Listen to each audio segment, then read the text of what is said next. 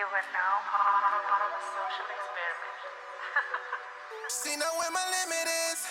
Only got no ohs. I've seen, things that occur in the news, in the workplace, the most racist things that you'll ever see or hear about. And then that person, the white person that is doing these things will be like, I'm not racist.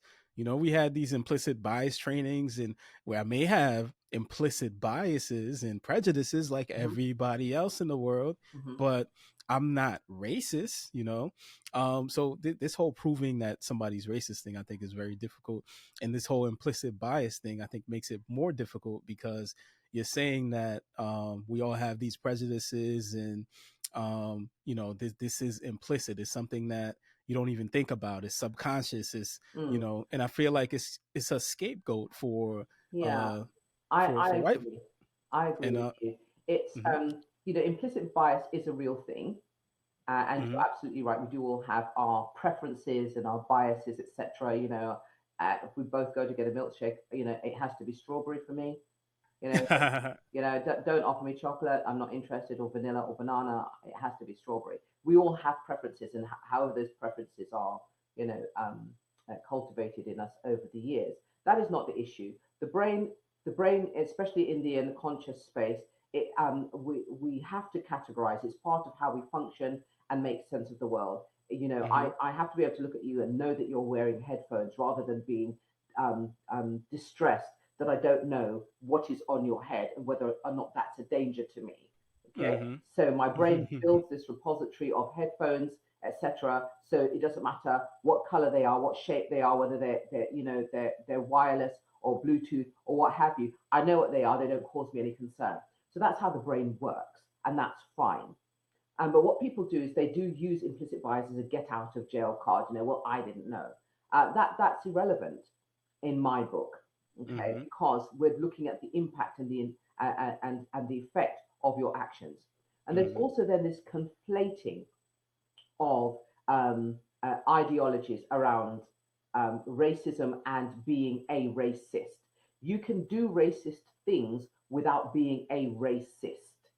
Okay, because anybody can make a mistake, anybody can misspeak, anybody can speak out of ignorance, etc., relative to any community that is different to them, especially where they lack understanding of that community.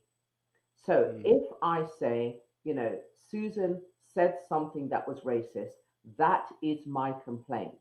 I am not saying Susan is a racist because I don't know if she has subscribed to the ideologies of white supremacy. I don't know that. But what I do know is what she said or what she did was racist. But what happens is the minute you say, oh, just like Sue, are you accusing me of racism? She's basically asking me if I'm asking her if she's a racist. Yeah. So they conflate everything and it muddies the waters. Because when you then make a complaint, about Sally, you're making the complaint to Johnny, and Johnny's like, well, I know Sally. Sally's a nice person. Sally's not a racist. I didn't ask you if she was a racist. I said what she said or did was racist. Can you please look at the nature of the complaint? So you get this conflation where you make a complaint of racism and everybody's trying to work out if Sally is a racist. Again, that's an aggravating factor because I can't deal with her motivations. I don't know what her motivations are. I don't know what ideologies she subscribes to. What I do know is what happened to me on Thursday afternoon at 3:30. Can we deal with what happened to me on Thursday afternoon at 3:30? Now, if you want, after we've established those facts, if you want to then make inquiries about what motivated that action, fill your boots. Go ahead. As long as that does not detract away from what happened on Thursday afternoon at 3:30. Great point.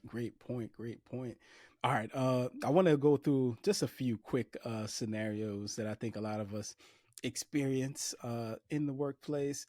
And what your advice would be, like if somebody came to you and say, Nairobi is what I'm going through. What would you say? Like, how would I deal with it? So you've dealt with this yourself, right? So I know a lot of us are in companies where we're overlooked for promotions. We're there for years. We qualify for it, and you apply, you don't get it, and then somebody comes along, maybe that's white, and they have less experience. They just gotten the job. You might have trained them.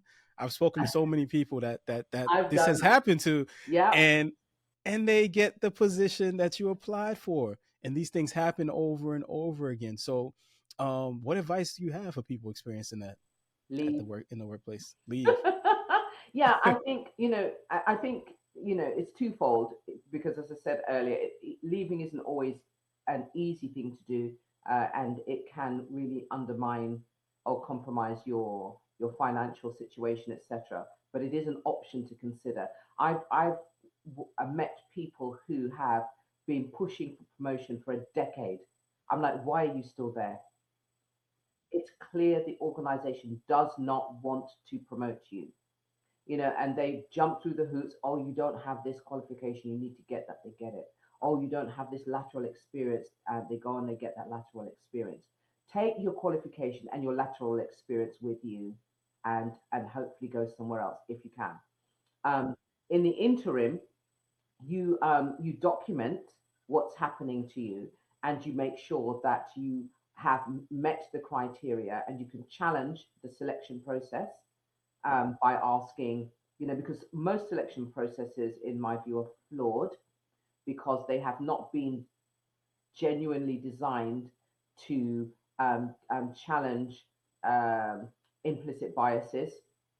And panels are often not diverse, so you've just got that one world view on the panel, assessing what the candidate is presenting. So you can challenge the recruitment process and see if there are any flaws in there, and also look at the what I call EDI demographics, so the equality, diversity, and inclusion demographics, the data of your organization. Is the board all white? Challenge it. Mm, Is the senior leadership all white? Challenge it. Is the mid management, predominantly white and male? Challenge it, because those demographics, they send a cultural message throughout the organization. And so, whilst people are thinking about, oh, have I demonstrated any implicit bias in the organization when I'm recruiting, they're not also thinking about the in-group favoritism that they are showing. So, when a candidate that matches the all-white board, the all-white team, etc., shows up for interview, they're not monitoring the fact that they recognize that as what they probably want to maintain the status quo. They're just thinking, oh, am I treating this person fairly? Or am I treating that person fairly? But there are wider contextual issues that are also informing the way you make a decision. indeed, indeed. Sounds very similar here, man. So let's imagine, my job wants to celebrate Black History Month, and they're like, you know what? We're gonna have a Black History party, and we're bringing in the chicken, the fried chicken. We're bringing in the watermelon. We're bringing in the mac and cheese, and just gonna celebrate Blackness. And you know, you're one of the few Black people in the workspace, and you feel very uncomfortable about attending this party. But it's part of your responsibilities. It's during the workday. How do you maneuver through that? So I'll just get the question right. So it's your white colleagues who have decided what is stereotypically what blackness looks like. So it's the Right. watermelon and it's the fried chicken. Yeah. Mm-hmm. Personally, I would be offended by that, because black people are not a homogenous group. Some like fried chicken, some are vegan. Do you know what I mean? Right. So Yeah. to just automatically decide from a non-black position what blackness is would be offensive to me, and I would tell them.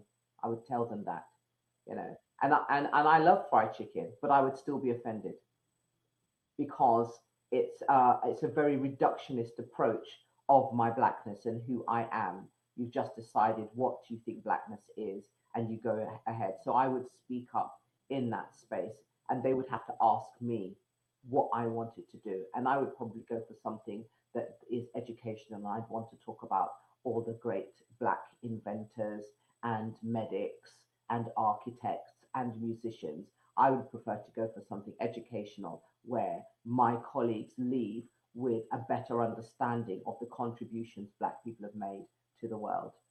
Great points. Great points. I know listeners might be saying, man, like they don't do that at work. Please Yes, check out they the do. news. Please check out the news Yes, they and do. see, Yes, they do. Oh, it's you know. Black History Month. Let's do some chicken. Even in the UK, some of the supermarket chains, their world food sections, they'll bring out, Caribbean rice and peas or peas and rice, and it's nothing to do with our culture. I mean, it doesn't look like what we eat, but all of a sudden, and then you've got, people who don't understand our culture, don't understand the history. I mean, there was a big furore a few years ago with Jamie Oliver, I and know. he's a Yeah. yeah, yeah. So he's a well-known chef in the UK, and he Mm-hmm. brought out jerk rice. Mm. I mean, the country went into meltdown over that. Now, what are you talking about? Jerk rice? Just mean because jerk isn't a seasoning. It's a process, and the mm. process was born out of slavery because we weren't allowed to cook in the house and what have you. We had to smoke our food outside, etc. Mm. So there's a history behind it. It's not something Mm-hmm. you can just go and appropriate and add a couple of spices to and say that's jerk rice. What have you ever smoked rice? So that Man, very quickly came off the shelves. Yeah, so interesting, it man. is done. People just have their idea of what blackness is. They appropriate elements of it, but it's not to celebrate our blackness. It's to Mm-hmm. give themselves permission to indulge in what they think we like. Mm. Got it. Got it. Thank you for that. All right, this one. So I have coworkers who I feel personally, scenario wise, are outwardly racist. I've heard them use the N word. When I'm passing around, they make black people jokes and these stereotypical jokes, and it's a group of them. I feel uncomfortable really just addressing them personally, but any space I'm around with them, I feel like uncomfortable. I feel like they're looking at me a certain way, and I've heard them say certain things, obviously. And I feel like I'm treated by them very differently, and I feel like they're being outwardly, racist, and they even share their political views openly about people that in politics that are clearly racist that they support, and all type of things. And I'm uncomfortable in this workspace, and I don't find it funny or fun, and everybody around me treats it like it's not a big deal, but it's a big deal to me. So how do I deal with that? Yeah, so I think again it depends on who you are as an individual, because we all function in slightly different ways. I would make a record of everything, what was said, who said it, times, places, witnesses, etc. Because especially if something is upsetting or traumatic for you, the brain has a way of recording that information in a very different way to how it records the mundane. You know. And and sometimes there are gaps in our remembering because of the pain and the hurt. So if you can't deal with it there and then, I would absolutely make a note of it. My personal preference is once that note has been made, I email so that there's an audit trail. At lunch yesterday, everybody was talking. This is what was being said. I found it uncomfortable for these reasons. I don't appreciate people behaving like that in my presence. I believe it is racist because of these reasons. Mm, Yeah. So thank. you at least give them an opportunity to respond appropriately. They may or may not. You might get even more abuse. Hmm. But then you've also got an audit trail that you can take to your HR department and say, look, I have been trying to deal with this, but this is what is happening to me. This is what has been said. This is when it was said. This is who was present, etc. Hmm. So you've got two options because you can write it down and take it straight to HR. You don't have to tackle the group because it's not always safe to do so. Mm-hmm, mm-hmm, Yeah. mm-hmm. So you have to weigh things up. Are they people just genuinely ignorant? Are they trying to antagonize? You have to weigh things up. Um, and I think a lot of people don't like to rock the boat. And when I'm working with people, I tell them everything will cost you something. Hmm. So the choice is yours.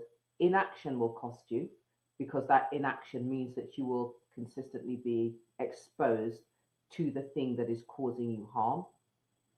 And taking action will cost you because it might Hmm. cost you their friendship, it might cost you whatever respect they had for you. It might cost you your job. Everything Absolutely. costs you something. You have to decide what price you're prepared to pay. Hmm. Great point. Great point. Thank you for that one. So let's imagine that the UK government is like, Nairobi, we love the work that you're doing, and we we Listen, I'm looking for that flying pig. Hold on. imagine now. That flying pig out my window. and Come back, Nairobi. We found you. Mm.